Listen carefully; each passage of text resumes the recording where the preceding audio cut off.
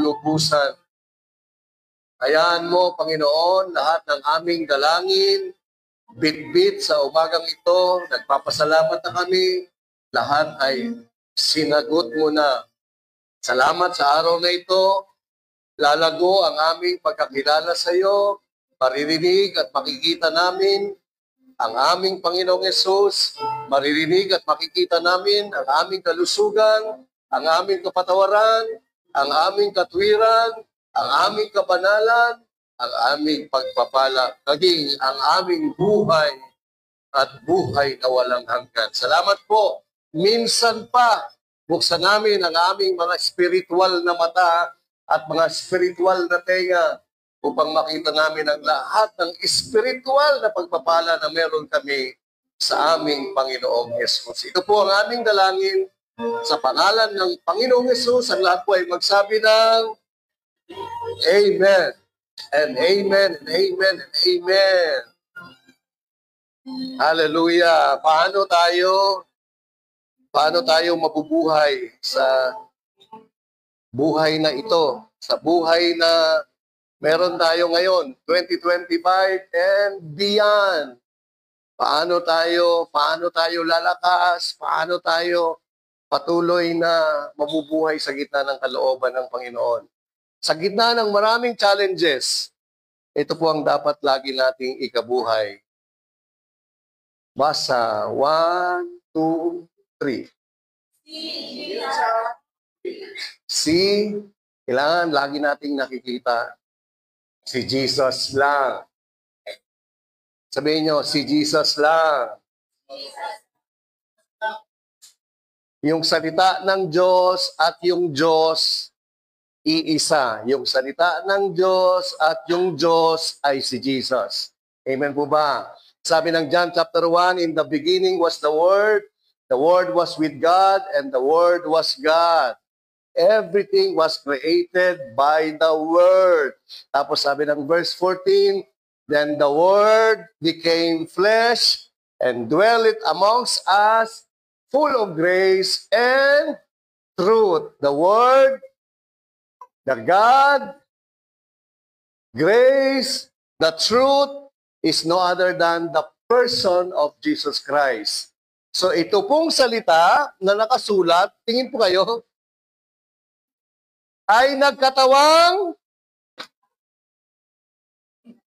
So ito ho ay nagkatawang. Amen. So dapat lagi niyong nakikita ito in the person of Jesus. He is our God.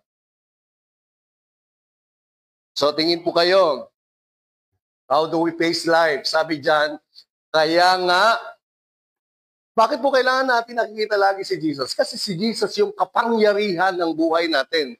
Sabi ng Romans 1:16, hindi ko ikinahihiya ang mabuting balita patungkol sa kapanganakan, sakripisyo, pagkapako, kamatayan at pagkabuhay na muli ni Jesus. Sapagkat ito ang kapangyarihan ng Diyos. Kung meron mang kapangyarihan ng Diyos para magligtas sa buhay ng tao, yun ay walang iba kundi si Jesus. Wala na hong iba. Hindi ho pera.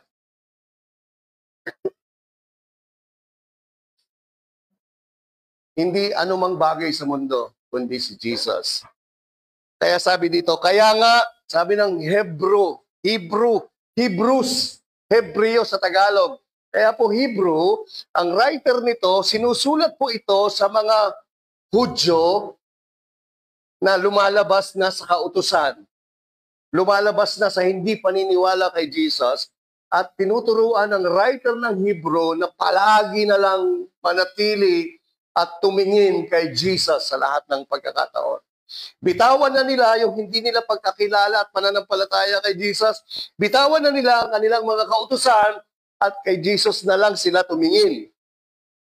Nandiyan po ba kayo? Tayo, wala naman tayo ng bibitawan. Kay Jesus na lang talaga tayo eh. So sabi dito, kaya nga tayo rin naman ay napapalibutan ng gayong makapal na ulap ng mga saksi.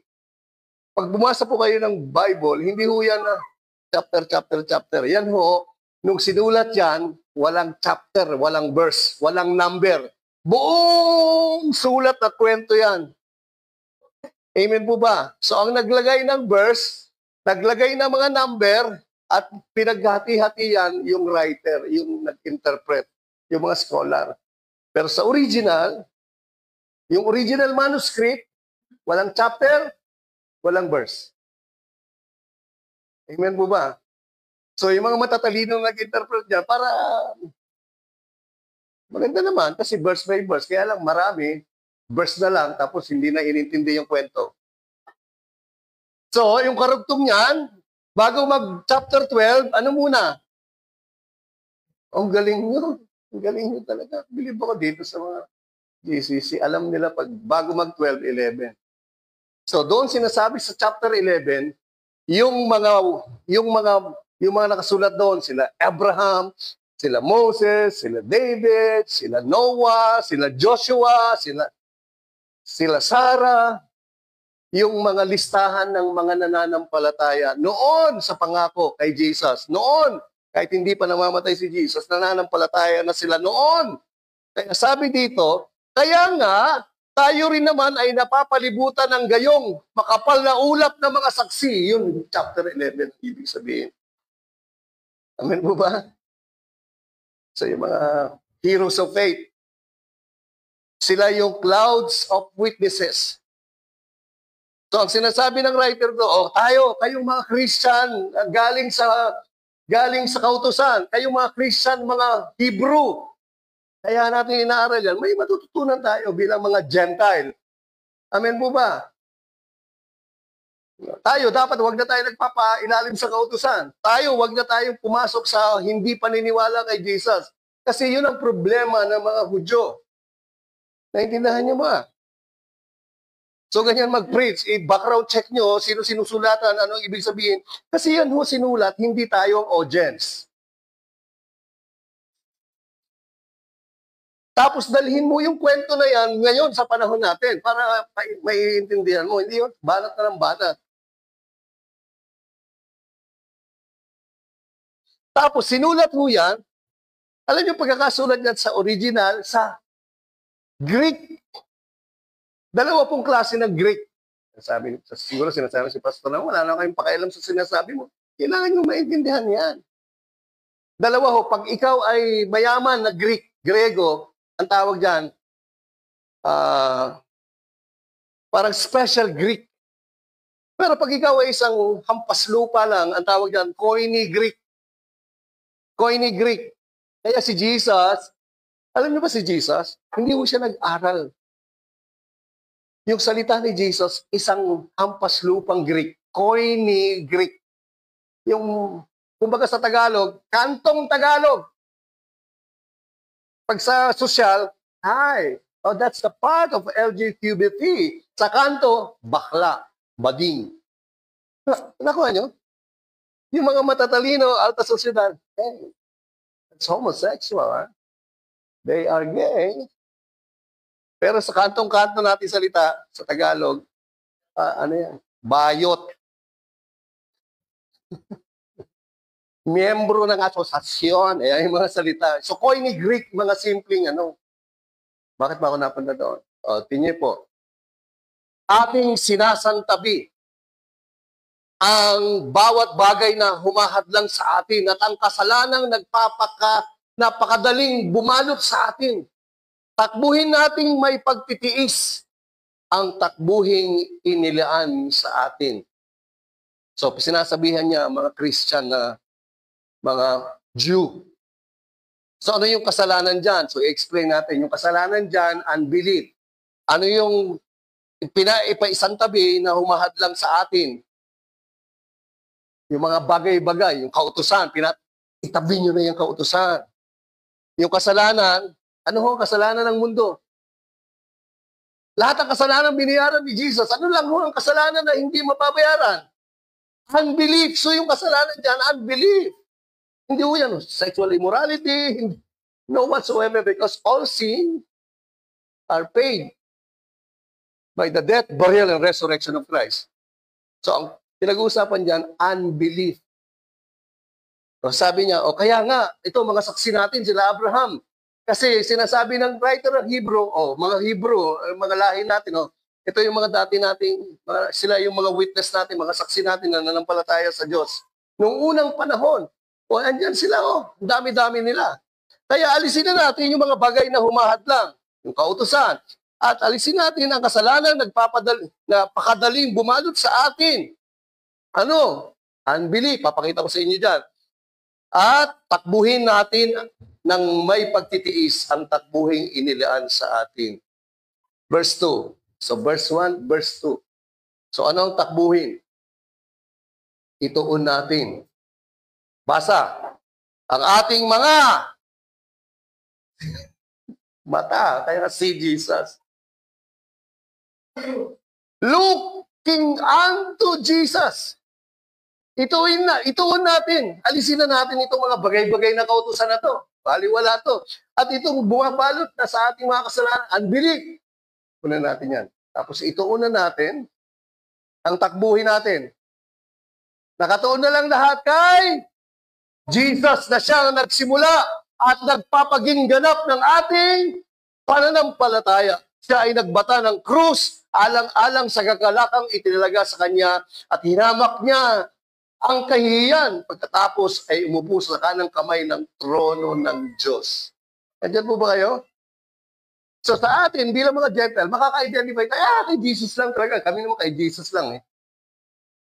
Nandiyan po ba kayo? Who for the joy that was set before him. Isipin nyo habang pinapako si Jesus, ginugulpi si Jesus, sinusuntok si Jesus, masaya si Jesus. Inside him, he's so happy because he's thinking of us. Those who will believe on his death, burial, and resurrection, they will be saved. That was the joy that was set before him. That's why he endured the cross. By enduring the cross, many people will be forgiven.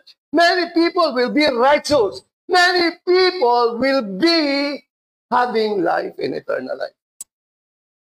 He endured the cross, despising the shame, kahihiya.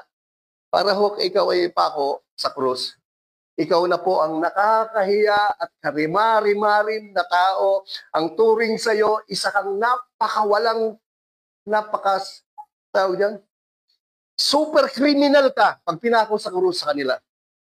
Ikaw ang pinakamasama. Yan po ang tawag dyan. Pag ikaw ay pinako sa krus sa kanilang panahon, isipin niyo ang ginawa ng Diyos. Siya ang naging kahiya para sa kahihiyan mo. Siya ang naging napaka sa lahat ng napaka para sa iyo. Amen. And after that, paying your sin, rose up from the dead and sat down at the right hand of God. So sabi ng writer ng Hebrew, sa mga Hudyo, at ang learning natin, tayo mga hindi naman na napalataya, tingin kay Jesus lang. Kay Jesus lang. Hindi yung magagawa mo, hindi yung magagawa ko. Amen ba? So tingnan natin yung verse 11, yung chapter 11. So, binanggit lahat ng pangalan. Sila David, sila Abraham, sila Noah, sila Moses. All this, silang lahat, having obtained a good testimony through faith, did not receive the promise. So sila, nanampalataya sila, pero hindi nila natanggap yung pangako. Kasi yung pangako, ang realization ng pangako na sila'y maliligtas, pag si Jesus nagkatawang tao na, pinako sa krus, namatay, inilibing, pagkatapos sa 3 araw na buhay na magmuli. Sa panahon natin, meron na tayo. Tingnan niyo po, God having provided something better for us, mas better sa atin. Kasi sa kanila, Jesus hindi pa namamatay. Jesus hindi pa napapako. Kaya yung promise ng kaligtasan sa kanila, although they believe it through faith, they not receive the promise. Kaya sabi diyan, God having provided something better for us, that they, sila Abraham, sila Moses, sila David, should not be made perfect apart from us. So yung perfection nila when Jesus died on the cross and rose from the dead, when we believe we are perfect, now we are perfect, now they are perfect also. Nakuha niyo po ba? Doon they did not receive it. But now, Kasabay natin sila.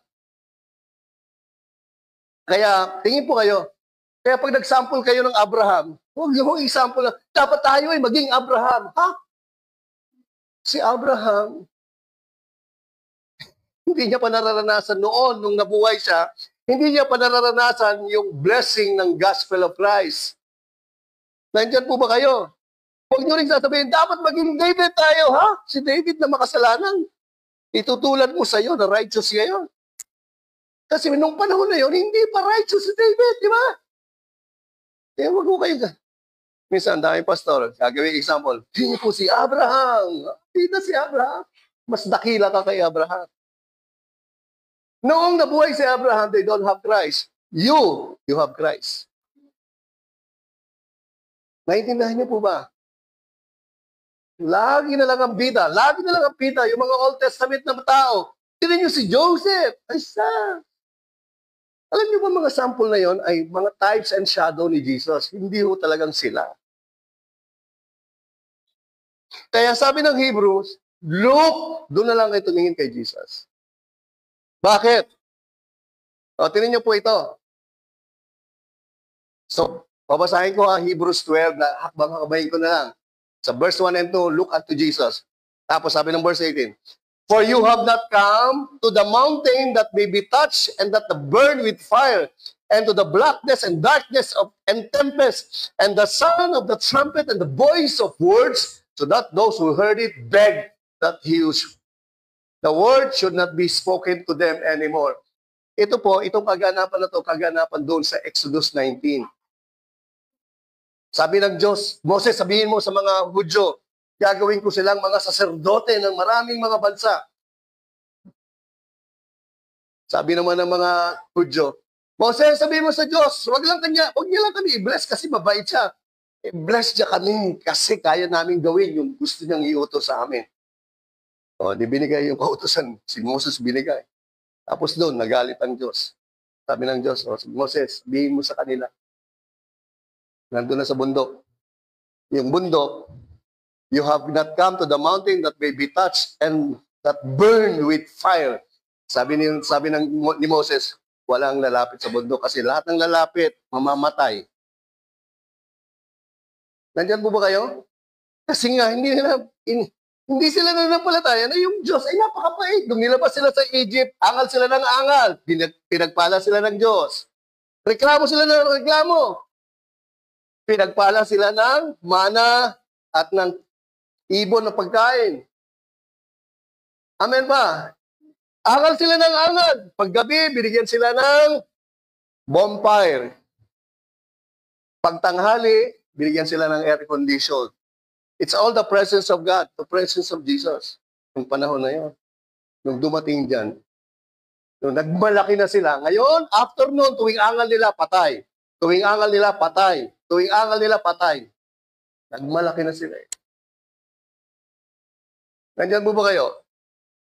So, yan po yung scene sa Exodus 19. Verse 20, because the law is now given. Binigay na yung kautusan. For they could not endure what was commanded. And if so much as the beast touches the mountain, it shall be stoned or shot with an arrow. And so terrifying was the sight that Moses said, I am exceedingly afraid and trembling kasi yung mountain talaga na, talaga lahat ng nakakatakot na scene makikita nila. Tapos meron lang lalapit doon, animal o tao, apat mamamatay. Because they want the law, this is the effect of the law. Amen. O, tingin. Kaya doon sa verse 1, tanggalin nyo na to. Itong mga pabigat sa buhay natin. Ano po ang mga pabigat sa buhay natin, mga Kristyano? Lagi tayong umaasa sa sarili natin para sa pagpapala at kaligtasan natin. Para pumunta sa langit, nakaasa sa mga. Yun yung sinasabi sa mga Hudyo. Huwag kayong umasa sa sarili nyo, huwag kayong umasa sa kautusan, manampalataya kayo. Alisin nyo na yung hindi pa nanampalataya kay Jesus. Tayo. Ngayon, sinasabi yung mga Hebrew, wala na tayo doon. Ulit. Wala na tayo dito, sabi ng writers ng Hebrew, wala na tayo under law. Wala na tayo dyan sa mountain na yan. Nasaan na tayo? Ito ang sinabi niya. But you have come to Mount Zion and to the city of the living God, the heavenly Jerusalem, to an innumerable company of angels, to the general assembly and the church of the firstborn who are registered in heaven. To God, the judge of all, to the spirit of just men made perfect. Verse 24, basahin niyo po. To Jesus, the mediator of the new covenant, and the blood of his sprinkling that speaks better things than of Abel. Bakit example yung Abel? Si Abel, pinatay siya ni Cain. Yung dugo ni Abel, Christ, revenge, revenge, revenge. Yung dugo ni Jesus, Christ, forgiveness, forgiveness, forgiveness of sin. Naintindihan niyo po ba? Sinasabi ng writer, kay Jesus lang tayo. Tumingin na lang kayo kay Jesus. Wala na kayong dapat titignan para sa buhay ng kaligtasan, kapatawaran, katwiran, kabanhalan, buhay at buhay na walang hanggan. Doon na lang tayo. Kay Jesus na lang tayo. Naintindihan niyo po ba? Tapos verse 28. Therefore, pag na kay Jesus na tayo, sabi diyan, therefore, since we are receiving a kingdom which cannot be shaken. Pag na kay Jesus na kayo, nandyan na kayo sa kaharian. Kaharian ng Diyos na hindi kayang pabagsakin. Let us have grace by which we may serve God acceptably with reverence and godly fear. Paano tayo maglilingkod kay Lord? Ano sabi? Paano tayo maglilingkod kay Lord nang may paggalang? By grace. By grace. For our God.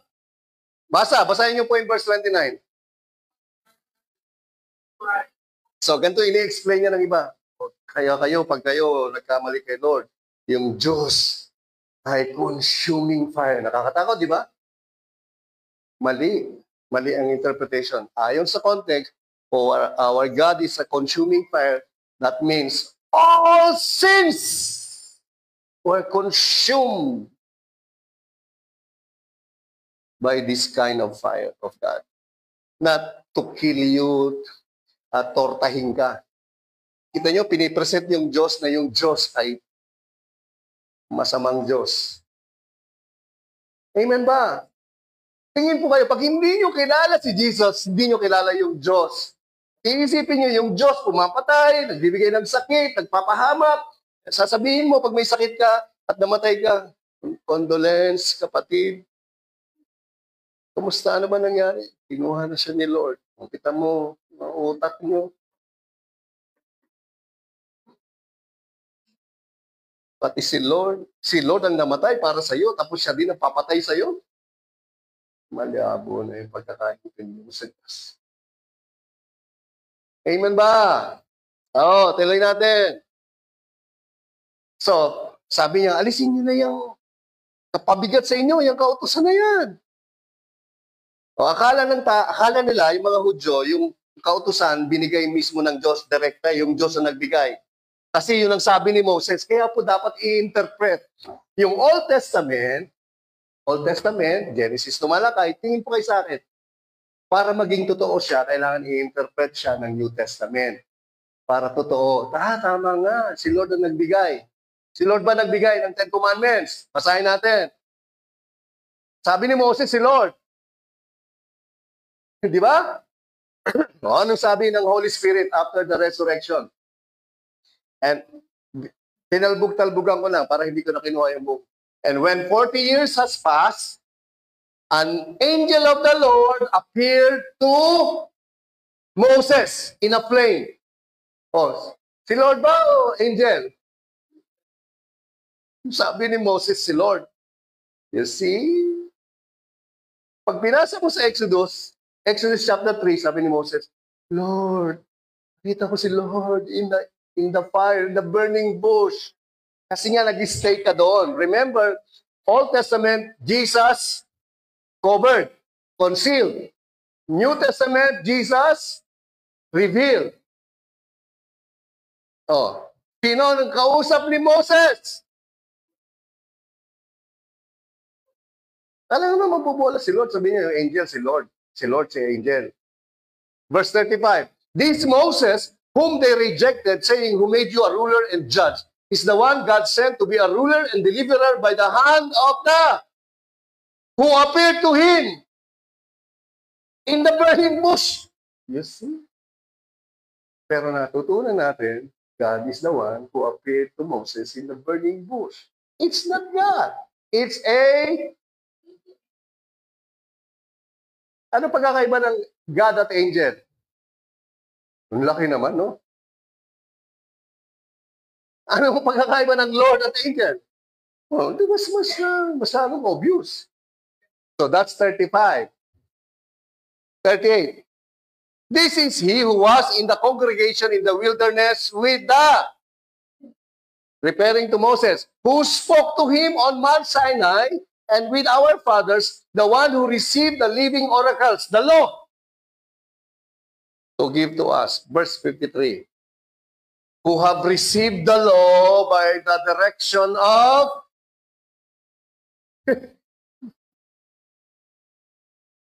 so who gave the law? God, Jesus, Lord, o yung angel? Now you know. Oh. What purpose then does the law serve? It was added because of transgression. Para malaman ng tao, binigay yung law para malaman ng tao na ikaw talaga ay makasalanan. Hindi para malaman mo na ikaw ay mabait. Binigay yung law para maipamukha sa'yo na talaga wala. Makasalanan ka talaga. Mula nung pinanganak ka, hanggang mamatay ka, makasalanan ako.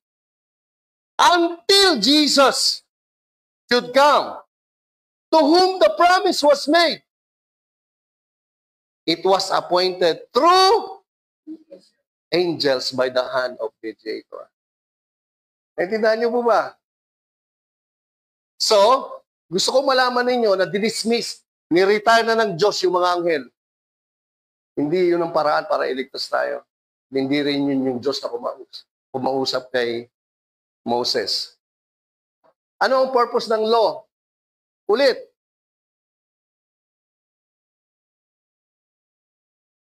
It was added because of transgression.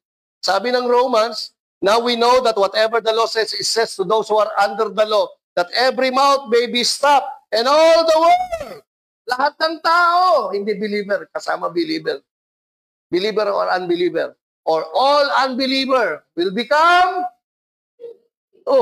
guilty. Kaya sabi ng writer ng Hebrew, isantabi niyo na itong mga kautusan na to. At yung kasalanan ninyo, papakita ko sa inyo kung ano yung kasalanan nila. Ha? Sinabi ko, unbelief, right? So what's the purpose of the law? Para ang lahat ng tao ay maging guilty. So therefore, by the deeds of the law, walang tao na mapapatawad. Walang tao na mapapawalang sala. Ang ibig sabihin ng justified. Walang tao na mapapawalang sala. So walang tao mapapawalang sala sa kanilang religiosity, kabanalan, nagpapakabanal. Namamanata sa ganito, namamanata sa ganyan, umakit ng ganito, lumalakad ng ganyan. At lumakad ka ng pahubo at walang sapatos, you cannot justify yourself. Kahit ilang Diyos kung sasambahin mo at bibigyan mo ng debosyon, you cannot be justified by that.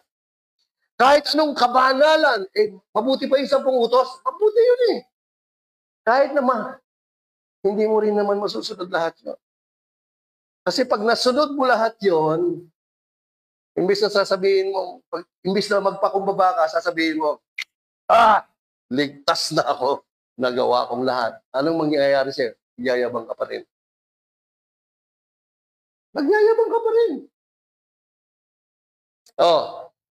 Therefore, by the deeds of the law, walang tao mapapatawad sa harapan ng Diyos. For by the law is the perfect, precise, correct, proper knowledge of sin.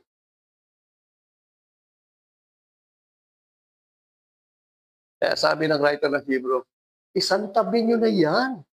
Pabigat lang yan eh. Naintindihan niyo po ba? Tingin na lang kay Jesus. Pag nakita mo si Jesus, siya yung kapatawaran. Pag tinignan mo si Jesus, siya yung kabanalan. Pag tinignan mo si Jesus, siya yung buhay. Siya yung buhay na walang hanggan. Pag tinignan mo si Jesus, siya ang kapatawaran ng kasalanan, kabanalan. Right? Kaya siya lang. Pag siya lang nakikita mo, you're perfect. You're perfect. Sabi mo, kapatid, you're perfect. If you see Jesus, you're perfect. Amen. Because Jesus is your perfection. Well, hindi niyo alam, pag kayo ay na kay Jesus, kayo na po ang pinaka-dangerous na tao sa balat ng lupa. Napaka-dangerous nyo. Kung alam nyo lang kung ano meron kayo kay Jesus, pag naglakad kayo dyan, lahat ng demonyo. Pag alam nyo, kung hindi nyo alam. Yan ang problema. Ipis lang, nananakbo ka na. Oh, but now, you see? So dinismiss, pinakita ni Lord na hindi sa law, hindi sa kautusan. At yung kautusan, hindi galing kay Lord. Binigay ni Moses yon. At hindi si Lord ang kausap ni Moses nung binibigay yon. Sino? Angels. At bakit binigay yon? Para malaman mo na makasalanan ka. Binigay yon para malaman mong perfect, thorough, precise na makasalanan ka. Kasi the law is the knowledge of sin. Pero sa simbahan, yan ang tinuturo, di ba?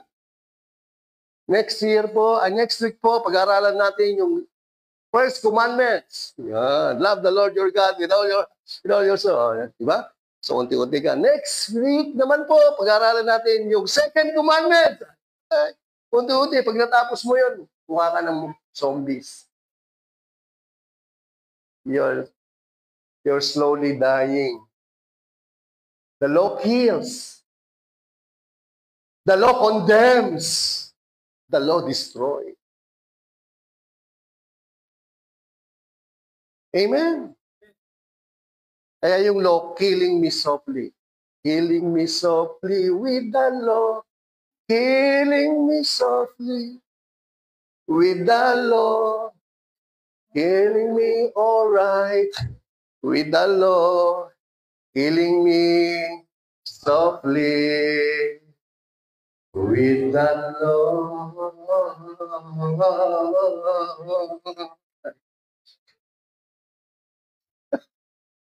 Amen. Na righteousness of God, apart from the law, ang katwiran ng Diyos, hiwalay sa kautusan. Ang katwiran ng Diyos, hiwalay sa pagpapakabait mo. Ang katwiran ng Diyos, hiwalay sa mga devotion mo. Ang katwiran ng Diyos, hiwalay sa mga religion mo. It's revealed, being witnessed by the law of Moses, and by the prophets, even the righteousness of God, through faith in Jesus Christ, to all and all who believe, for there is no difference. Amen.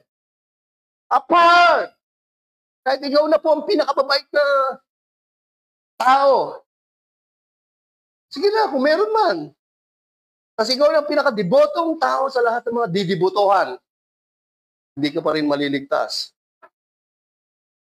Naintindihan niyo po ba? Kahit ikaw na ang pinaka-santo, sa dami ng santo na ginawa na tao, di ba? Hindi ka pa rin maliligtas. Patay ka.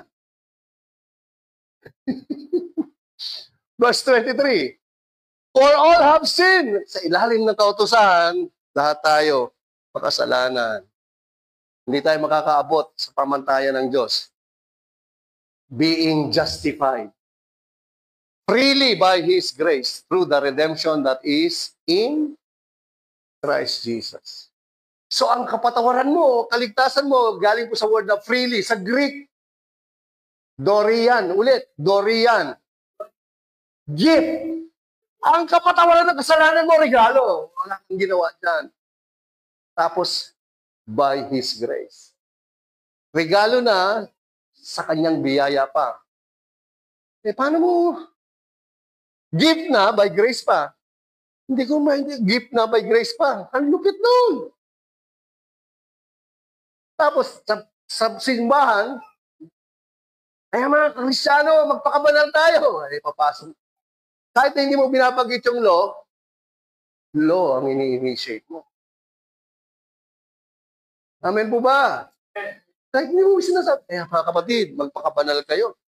Sapagkat kung walang kabanalan, hindi nyo makikita ang Diyos. Ano? Hindi mo alam. They are introducing the law. Sabi na nga, freely ang kaligtasan. Regalo sa biyaya na ang katubusan hindi galing sa iyo, hindi galing sa magagawa mo, kundi na kay Kristo Jesus. Amen ba? Hallelujah. O, tinan niyo po, ito ang explanation ng writer ng Hebrew. Sapagkat, kung mga salitang sinalita ng mga anghel, ano yung mga salitang sinalita ng mga anghel na binigay kay Moses? The law ay pinagtibay ang bawat paglabag at bawat pagsuway ay tumatanggap ng kanyang every time you disobey and you disbelieve the law, merong parusa. Sabi ng 10 utos, pangilin sa araw ng pangingilin. Sa simpleng salita, magsimba. Araw ng pagsimba. Ilang simba na ang hindi ka nagsimba. Pag nilagay mo under law, may parusa yan. Na kay Jesus ka. Hindi para sabihin sa'yo, magsimba ka ng hindi magsimba ng hindi magsimba.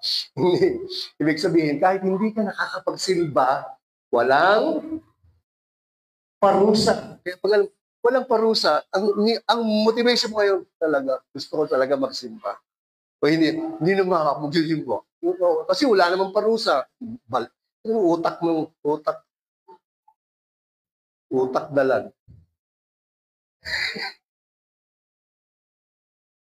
Parang tatay, di ba? Pag nakagawa yung kasalanan yung anak, akala mo, kasi papaluin mo siya. Hindi, sasabihin mo, anak, ha? Kasi yung reflection ng love ni Lord, nasa iyo na, anak, alam mo na mas pa. Pag mo nang, hindi yan matututo. Doon, sabi sa Proverbs, yung hindi na mamalo. Proverbs yun, yung Old Testament ngayon. Ngayon, hindi na palo. Ngayon, sabi lang. Saan sa New Testament na dapat paluin?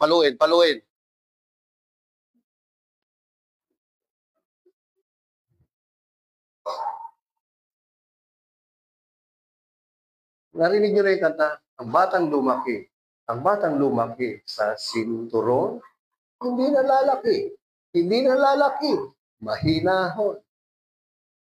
Hindi niyo alam yung kanta.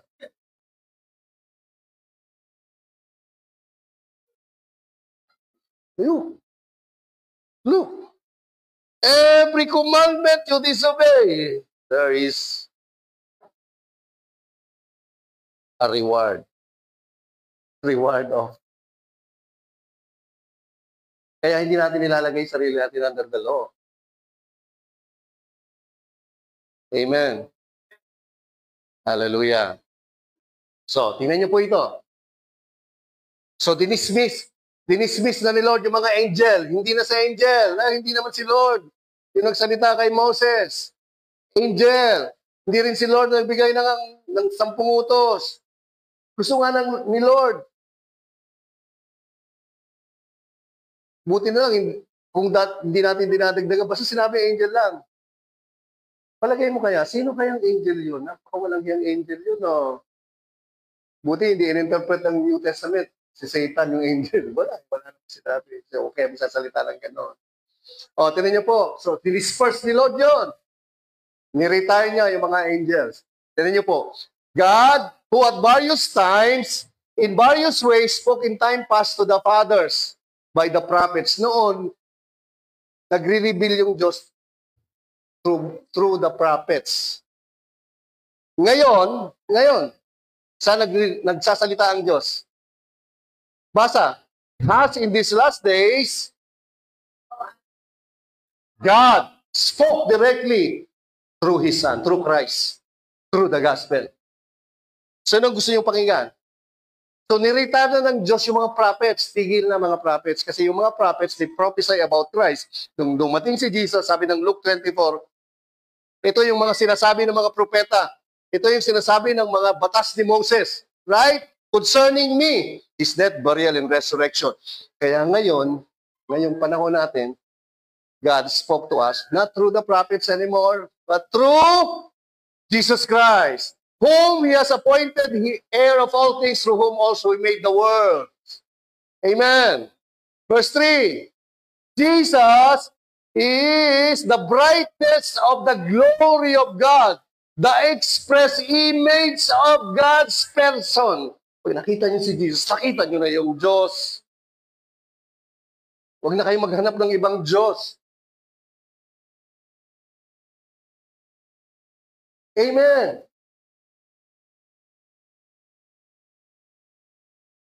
Jesus is the express image of His person, and upholding all things by the word of His power, when He had by Himself purged our sins, sat down at the right hand of majesty on high. Same Jesus who shed blood for the forgiveness of the sins of the Jews is same Jesus that shed His blood for the forgiveness of the sins of the Gentiles. Bakit pinag-aaway ng mga rightly dividing yan? Iisa lang yan. Amen. There's no other Jesus. There's no two Jesus. There's no two gospel. There's one gospel, one message, one faith, one God, one baptism. It's all one. For the Jews and for the katulad natin. Amen ba?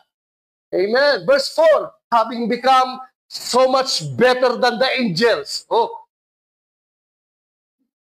As He has by inheritance obtained a more excellent name than the angels.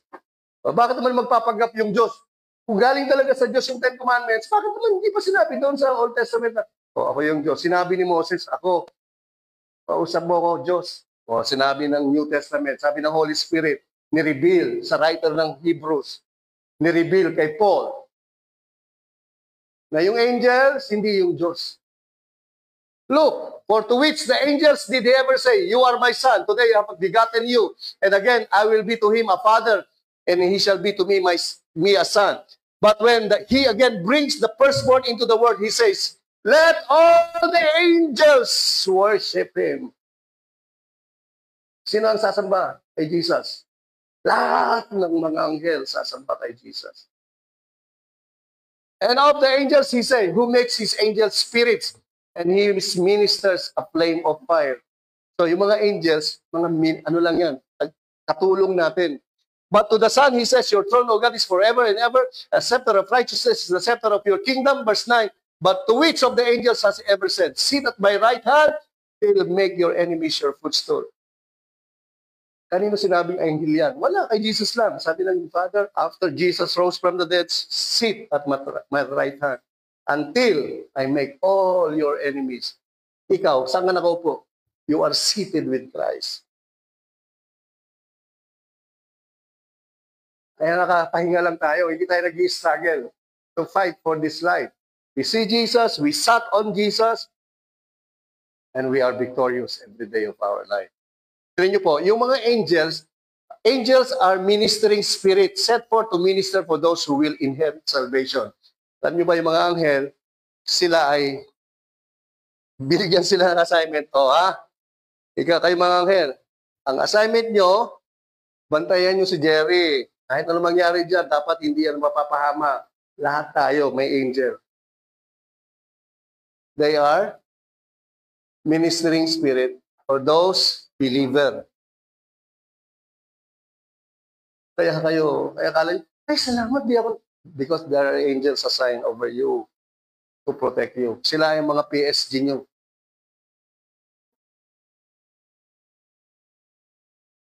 Amen. Kaya you are greater than the angels. Because you are in Christ. Ito po ang posisyon natin. Tignan niyo sabi ng Ephesians, chapter 2, verse 6, 9. And God raised us up. Basa. When Jesus was resurrected from the dead, He resurrected us. When Jesus died, He died. His death is your death. His resurrection is your resurrection. Tingin kayo ulit sa akin. Hindi ko kailangan gawin ni Jesus yan because He is God. He has everything. Pwede naman gawin ni Jesus. Tingin, mamatay na lang si Ian, mamatay si Jerry, si Winnie. Bahala ka, Winnie, mabulong. Mamatay si Pastor Nes, mamatay tayong lahat. Kung hindi tayo mananampalataya kay Jesus, kung hindi siya gagawa ng kaligtasan, pababayaan niya tayo lahat. Di namatay na tayo. Hindi siya nagkatawang tao eh. Sa impyerno tayo, patay na tayo lahat. Tapos dahil Diyos siya, gagawa na lang siya ulit ng bago. But because for God so loved the world, He died for you. For the joy that was set before Him, He became man and endured the payment for your sin. He endured the payment for your shame. He purged all your sin. He rose from the dead and sat at the right hand of God. And He rose together with us and made us fit together in the heavenly. Sa original, walang places. Yung heavenly, yung heaven in Christ Jesus. So when you are in Christ, you are in heaven. Heaven is not a place. Heaven is a person.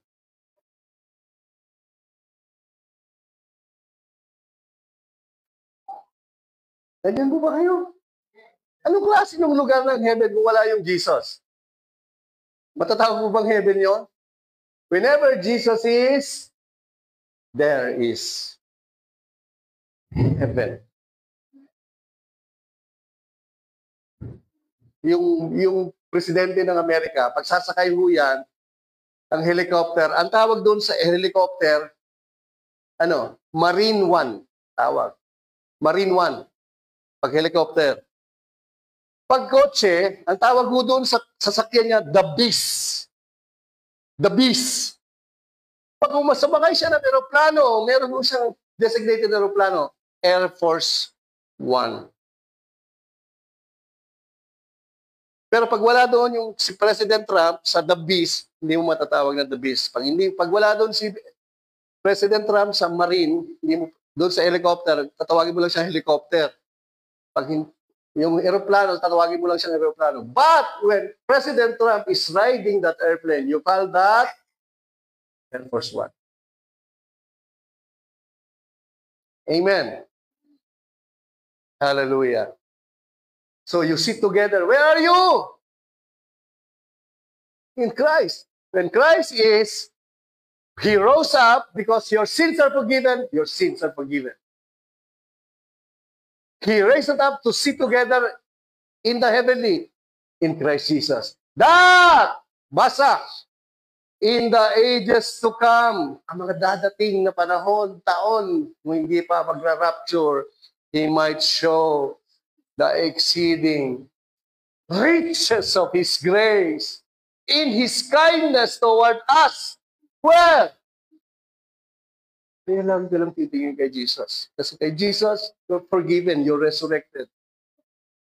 Kasi kay Jesus, you're rested. Sitting together. As you see Jesus, next year, it's all in Christ Jesus. Walang iba. Amen ba? Yes. So, tinan niyo po, ni-retire ni Jesus yung law, ni-retire ni Jesus yung angels, ni-retire ni Jesus yung prophets. Huwag na kayo tumingin dyan, huwag na kayo makinig dyan. Kay Jesus lang. Naintindihan niyo ba? Lagpasan ko na yan. Tingnan niyo, ito po yung kasalanan ng mga Hudyo. Pinapaalis ng writer ng Hebrew, alisin niyo na yung kautusan, pabigat lang yan. Alisin nyo na yung sin. Ano yung sin nila? Tignan nyo po, Hebrews 3. Kaya po pag binasa mo yung Hebrews, basahin mo po yung Hebrews 1, 2, 3, 4, 5, 6, 7, 11, para maintindihan mo. Yung mga hindi nagbabasa, ang tawag dyan, tamad. Kaya hindi naiintindihan yung Bible. Oh, beware, brethren, mga kapatid, lest there be in any of you an evil heart of what? Unbelief kay. Unbelief kay Jesus. Unbelief sa gospel. Pag wala kang belief kay Jesus, wala kang belief sa gospel, ang puso mo ay, ano? Anong tawag sa puso mo na walang, hindi nananampalata kay Jesus? Demonyong puso. Demonyong puso. Evil heart. In departing from the living God. Now with whom was he angry 40 years? Was it not with those who sinned? So according sa context, tingnan niyo po, 12, 17. So ano yung unbelief? That's the sin. That's their sin. Yan ang sin ng mga Hudyo. Yan din yung sin ng mga tao na hindi sasampalataya kay Jesus. Anong kasalanan? Sabihin niyo po para hindi kayo antukin. Ano ang kasalanan? Unbelief. Verse 18. And to whom did he swear that they would not enter his rest, but to those who disobey, did not obey? So we see that they could not enter in because they disobey. What is this? Did not obey? Basa. Unbelief. So what is sin? Unbelief. Unbelief saan? Sa gospel. Why? Tingnan niyo po. Tingnan niyo po. Verse 4. Chapter 4. Kanina, tinignan natin chapter 3, di ba? Ano susunod sa chapter 3? Chapter 4. Therefore, since a promise remains of entering his rest, ang ibig sabihin ng rest dyan, kaligtasan. Sabihin niyo, kaligtasan. Kasi pag alam mong ligtas ka na, pinatawad ng kasalanan mo, ano, magpapagal ka pa ba? Magpapagod ka pa ba para maligtas? Hindi na. Ano lang gagawin mo? Oh, yes. Kaya sabi ni Jesus, come to me. Ang sinasabihin niya yung mga Hudyo na nagpapakabanal dahil sa kautusan. Sabi ni Jesus, come to me. You who are heavily laden by the law. For my yoke is easy. Because my yoke is grace. It's so easy. My burden is light. Grace, parang nga wala eh. Diba? Come to me, and I will give you salvation. Rest. You seem to have come short of it. For indeed, they have come short of it. Sabi ng writer ng Hebrew, doon sa mga Hudyo noon, maging yung mga Hudyo sa panahon nila Moses, for indeed, the gospel was preached to us as well to them. Pinreach si Jesus doon. Pero ayaw nilang paniwalaan. Tingin po kayo, paano pinreach si Jesus doon? Kita niyo, paglabas nila sa Egypt, di ba, puro reklamo sila.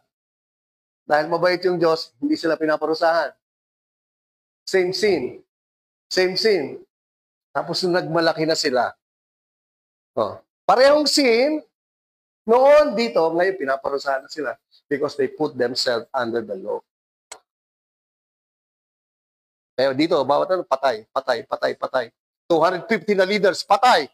Kung talagang pinili ako ng Diyos, patay. Hindi yung Diyos ang pumapatay. Sila ang pumili para sila mamatay. Kasi ang Diyos hindi siya pumapatay. Si Jesus kasi buhay. I am life. I have come to give you more eternal life. Amen ba? Bakit hindi nag-prophet? Kasi they don't believe. They don't mix it with belief. The gospel was preached but they don't believe. Nandyan po ba kayo? Kaya hindi sila makapasok sa kaligtasan, sa salvation, sa kapahingahan. Verse 3, tayo! Tingin, tayo! Diyan sa Hebrews, sa mga Hebrew. Ngayon, sa atin, tayo. Basa, 1, 2, 3. We who have believed, enter that salvation, enter that rest. We are forgiven, we are righteous, we are justified, we are holy. We have life, we have eternal life. So we enter that rest. If we believe the gospel, we enter that rest. Right? So I swore in my wrath, those who don't believe will not enter my rest. Although the works were finished from the foundation of the world. Sa mata ng Diyos, bago pa lang ilabas yung tao, creation, Genesis chapter 1, nandun na yung plan of salvation. Tapos na sa Diyos. Yung Diyos po, Diyos siya. He always, hindi mo siya nagre-react. Kasi pag nag-react siya, uy, nagkasala si Joel, anong gagawin ko? Patay. Hindi siya Diyos. Hindi, alam na ng Lord. Si Joel, babagsak, babagsak, babagsak. Dito pa lang. Si Joel, dito pa lang. Finish na. Kapatawaran ng kasalanan mo. Kahit 1,000,000 kang bumagsak. Because of what I have did. Before the foundation of the world, the Lamb was already slain. Amen. Ganyan kagaling yung Diyos. At nawala yung monitor ko. Kasi tulog si Jan. Nawala yung monitor ko kasi tulog si Jan. O, tulog na. Nawala yung monitor ko kasi tulog si Jan. Tulog. Ang monitor ko wala. Amen ba? You want more? Alam nyo, hindi ako hihingi ng pasensya kahit sa mahaba ako magturo. Wala akong pake. Kailangan nyo yan. O, tingin. So, anong ginawa? Si Jesus po, hindi para sa mga believer lang.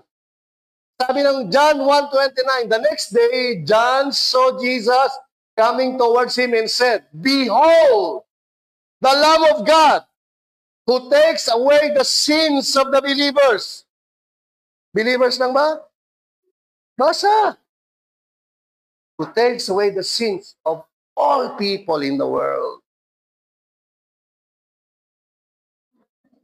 Hindi ho believer lang. Jesus died for the whole world. O, sabi ng John 3:16, for God so loved the Christian, the born again. God loved the born again? God loved the world.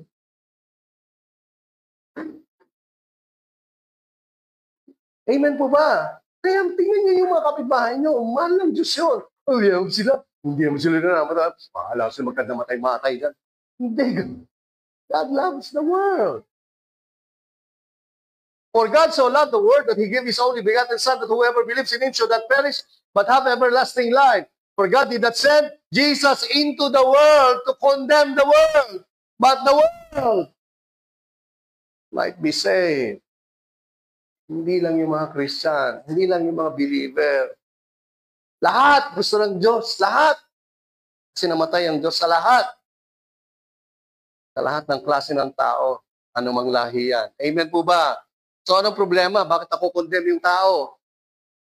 He who believe in Him is not. Basa, kulay pula. 1, 2, 3.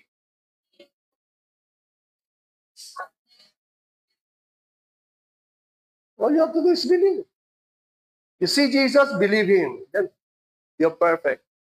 You're saved. That's it. Wala nang maraming cheche-bureche. Wala nang maraming debosyon, maraming pila-pila, prosesyon, wala na. Amen po ba? Yung pinadali ng Diyos, pinapahirap ng tao. Ang dali-dali lang eh. Ayaw mo makondemn? Look Jesus, heal Jesus, believe Jesus. Gusto mo makondemn? Live by the law. Then you are condemned. Amen ba? Nandiyan po ba kayo? Nagpasa ko na yan. Napagod ako sa inyo. Ito na, dito na ako sa conclusion. O, tingin. Therefore, ito yung text natin. We also, since we are surrounded by so great a cloud of witnesses, Let us lay aside every weight. What is the weight? Kailangan na natin. What is the weight na nagpapabigat sa mga Hudyo? Wala. And the sin. What is the sin? I told you, pag nag-exegesis ka, may intindihan mo eh. Pero yan, pag in-exhort yan, pag hindi alam, hindi tayo ginurne, anong sin yan? Maghahanap sila. Immorality, kabaklan, katumboyan. Yan, hanap yan. Hindi pa nanalangin. Lahat yan, isasaksak yan sa sin na yan. The sin, the only sin that cannot be forgiven is, ang galing nyo. Now you know.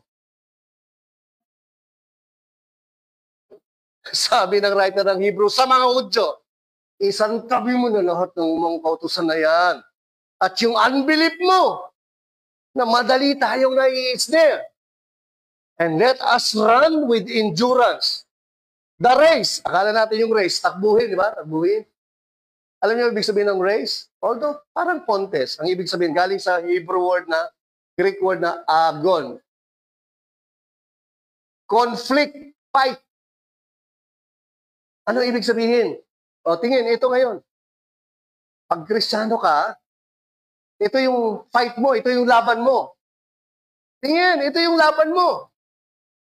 Alisin mo na yung kautosan. Huwag nang maghari sa iyo yung unbelief.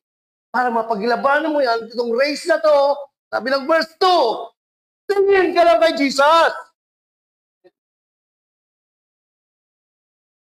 Tingin ka lang kay Jesus. Naintindihan niya ba? So ano ibig sabihin ng race? Argon, conflict, fight. Tinignan ko sa Philippians 1:30, having the same conflict. Argon. So yung race doon, hindi sa takbuhin. Ito yung laban. May laban. Anong laban? Iwasan mo na yung unbelief. Tapos na yan. Pag naka-Jesus ka na, you are in your belief. Christ is your faith. Wala nang unbelief ngayon. Hindi ka na kulang sa belief. The moment you believe in Christ, you have the faith of God. Tapos isang tabi mo na itong pabigat ng mga kautusan na to. Naintindihan niyo ba? Paano mo isang tabi? Pag ilaban, itong fight na to, by looking unto Jesus. Ito pa, 1 Timothy 6:2. Fight! Agon.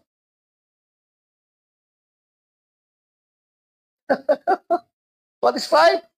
Fight to remove the law from your side.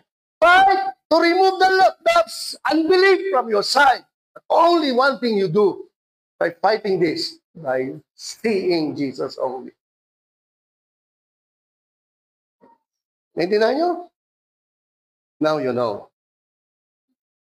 Next. Therefore, we also, since we are surrounded by so great cloud of witnesses, let us lay aside every weight and the sin which so easily snares us, and let us run with endurance the race. Tingin, matatapos na po ako. The race. Looking! Sabi nyo, looking. Sa Greek, aporao. Kaya po masarap pag alam mo yung Greek. Naiintindihan mo ngayon kung ano sinasabi. Ang ibig sabihin, to look away. Oh, according sa context, saan ka maglo-look away? According sa context, look away from the law na nagpapabigat sa'yo. Look away from yourself and unbelief. Fight! By looking unto Jesus. Kita niyo? Fight this journey. Fight this faith that you have by not seeing and removing the load nagpapabigat sa iyo. Sa kanila, sinasabi yun. Sa atin, bilang paalala. Oh, baka nang babalik na naman kayo sa religion.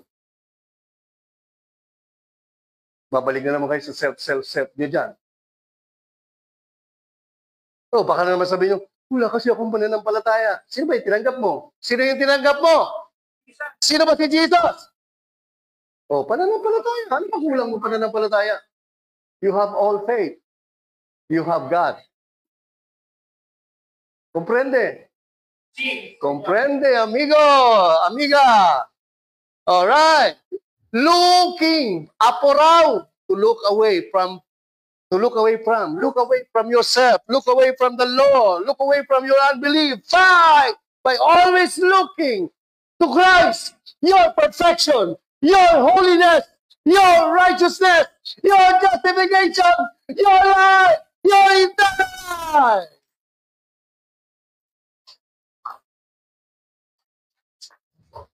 Steady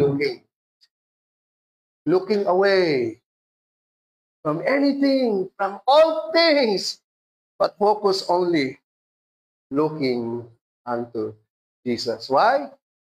He is the author and finisher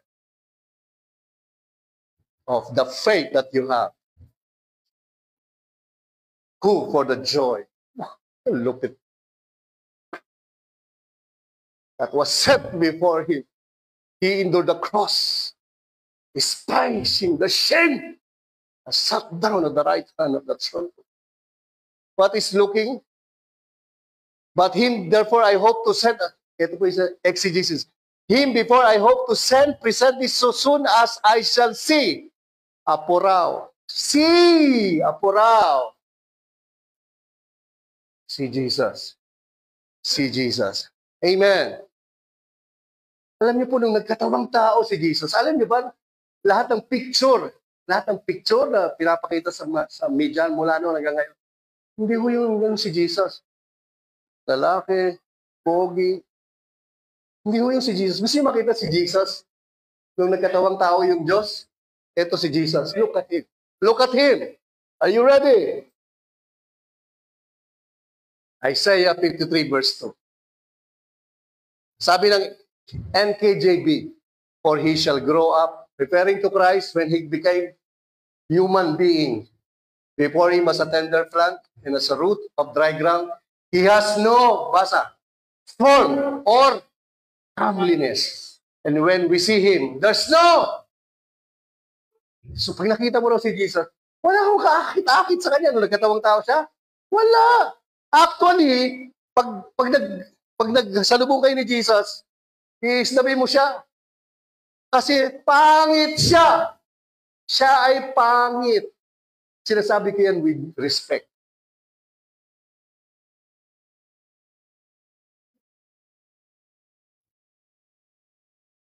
Hindi mo nga siya titignan eh. Tingin.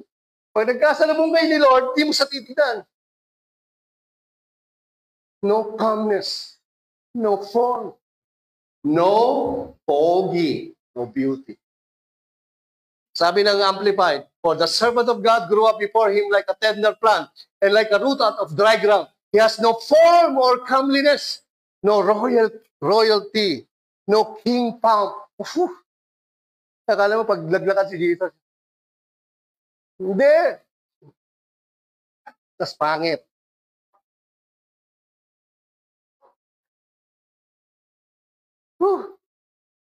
No beauty that we should desire him.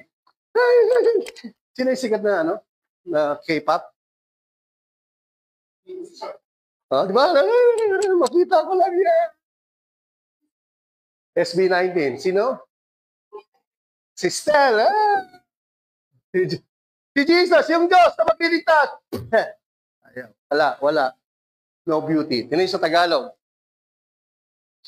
New Living Translation. Kinuha ko lahat ng translation. This is your God when He became man. My servant grew up in the Lord's presence like a tender green shoot, like a root in the dry ground. There was nothing beautiful or majestic about His appearance. Ang ibig sabihin, in short, nyepoy si Lord. Pangit, as in pangit. He did that. Ibig sabihin, lahat ng kapangitan ng tao, yun ang inano ni Lord para ikaw maging pugi, maging maganda.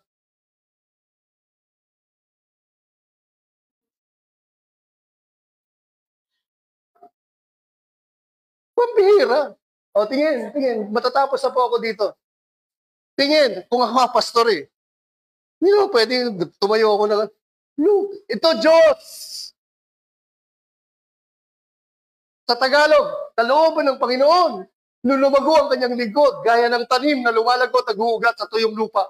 Wala siyang kagandahan o katangiang makakaakit sa atin para siya'y lapitan.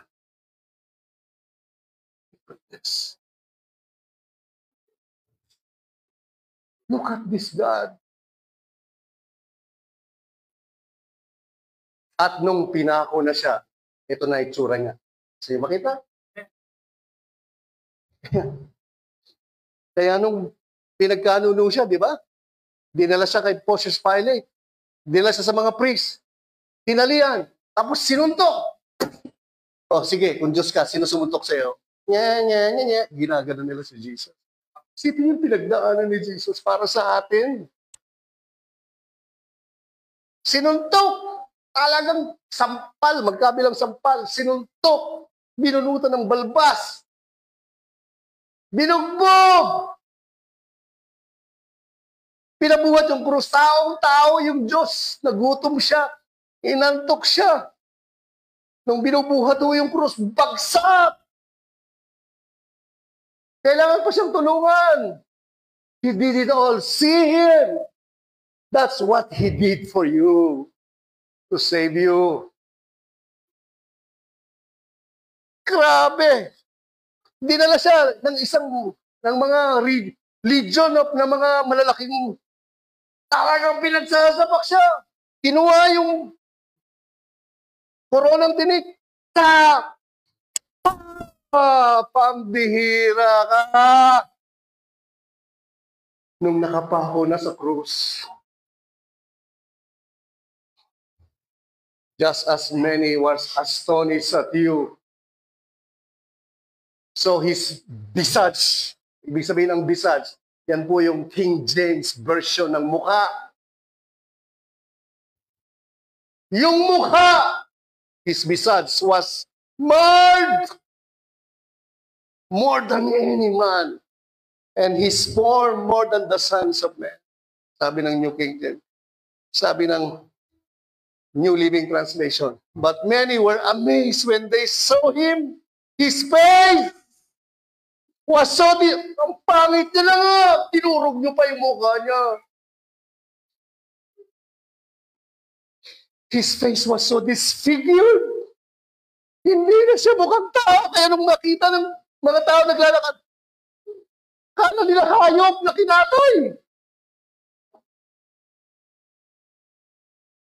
Ano ba yan? Baka o kambing? Tao yun.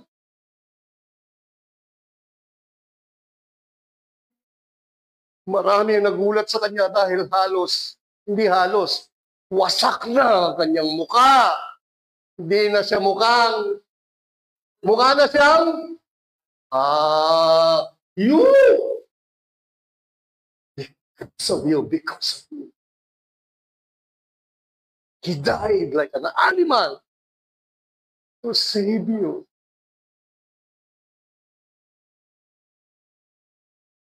To give you eternal life. Look unto Jesus. See Jesus only. Amen ba? Palakpan natin si Lord Jesus. Tayong lahat ay tumayo. Parang gusto kong mumawit lang ho tayo. So, para i-feel lang natin kung gaano tayo ka-love ni Lord. Mahal na mahal tayo ni Lord. Please sing us the right song, music ministers. Any song. Habang tayo umawit na to, mawit sa inyong isip, sa inyong puso.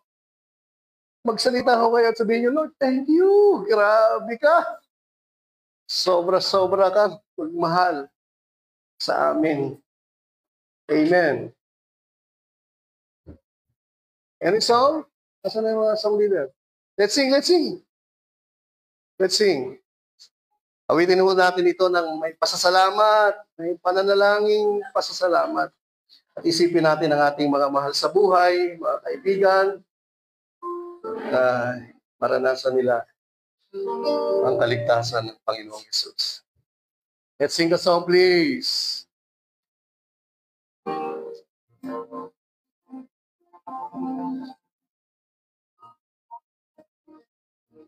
As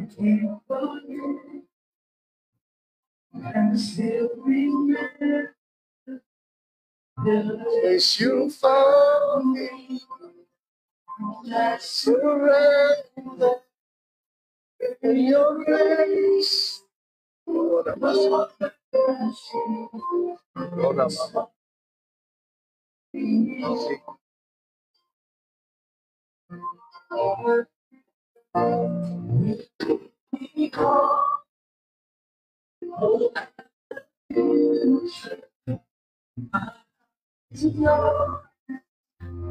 Now and forever,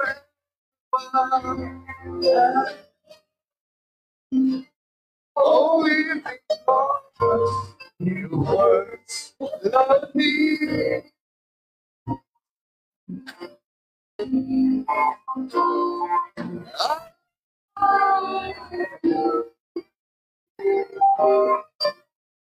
Jesus,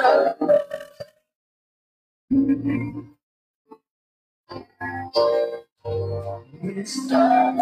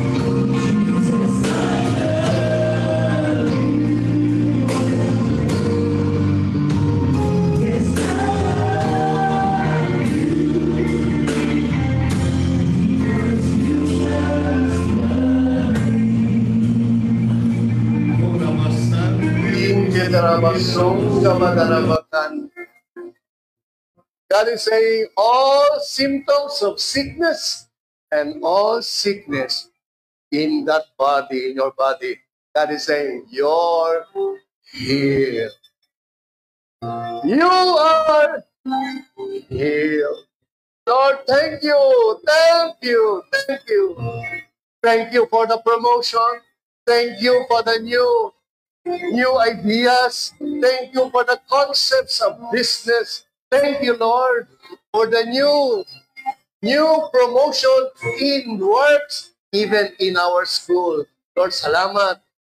Bigyan mo ng kasipagan, mag-aral ang mga estudyante. Hayaan mo lagi silang motivate to study, study, study, study, study more. And thank you for the graduation, for all the awards and rewards na mararanasan ng lahat ng aming mga estudyante dahil sa kasipagan na binigay mo sa kanila. Salamat sa mga trabaho na pinagpala mo na at pagpapalain pa. Salamat sa mga bagong negosyo na bubuksan mo pa. Salamat sa bawat isa na magiging partner to preach the gospel, to finance the gospel, and continue hanggang dumating ka, Panginoon. We will not stop loving you because you love us, and by preaching and teaching the gospel of Christ for all the whole world. Please, we pray in Jesus' name. At lahat ay magsabi na, Amen.